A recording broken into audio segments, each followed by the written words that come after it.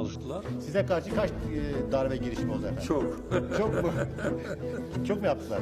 Çok. Kimler var? Kimler yapıyor? Burada ben bir başbakan koymuştum, Suret Hüseyinov. Evet. O Gence'den gelip Ebufez İlçi Bey'i deviren adamıdır. Evet. Ama o vakit durum böyleydi ki onun elinde çok ordu vardır, silah vardır.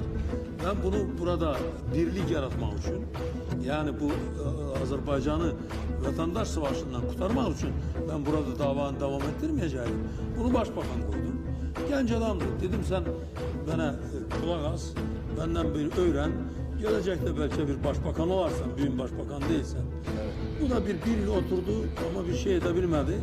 Sonra da bunun kafasında Cumhurbaşkanı olmak vardı. Bir gün darbe yaptı ki beni burada devirsin. Bunu da devirmeyi isteyen de ben burada sizin bu televizyondan kullandım, istifade ettim. Evet. Televizyona çıktım, halka hitap ettim. Ki Azerbaycan tehlikede, darbe yapırlar. Kim Azerbaycan'ın devletini korumak istiyor, bu meydana gelsin. Bir iki saatten sonra bu meydana 500 bin adam toplaştı. Suret Hüseyinov öz ordusuyla, öz silahlarına hiçbir şey yapabilmedi. 500 bin adamı gelip öldürebilmeyecekti.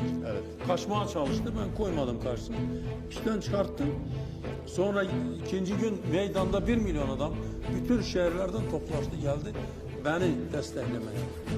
Ondan sonra Suret Hüseyinov ben işten çıkarttım. Suret Hüseyinov kaçtı gitti Moskova'ya. Bir 6 ay sonra burada bir polis destesi vardı.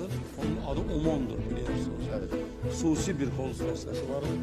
Onun da başında Rövşen Cavadov gibi bir yaramaz bir insan durdu. Bir İçişler Bakan yardımcısıydı. O bir darbe yapmaya çalıştı. Onun da darbesi kendi yapmadı. Ona da koşuldu. Moskova'da kaçmış eski Cumhurbaşkanı Mütellibov, Ebufez İlçi Bey Keleki'de oturmuş. Evet, evet. Burada olan bir neçe bu halk cephesinden olan adamlar, bunlar yığıştılar. Onun da böyle bir silahlı destesi vardı. 1000 kişiden artık. Bu bir darbe yapmak istedi. Bana talep etti ki ben istifa vereyim.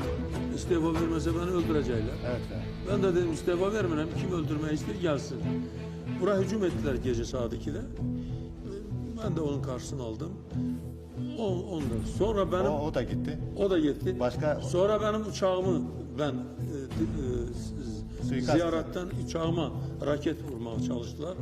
Ondan da kurtuldum. Sonra buradan havaalanına giden de bir köprü var. 600 metrelik köprü.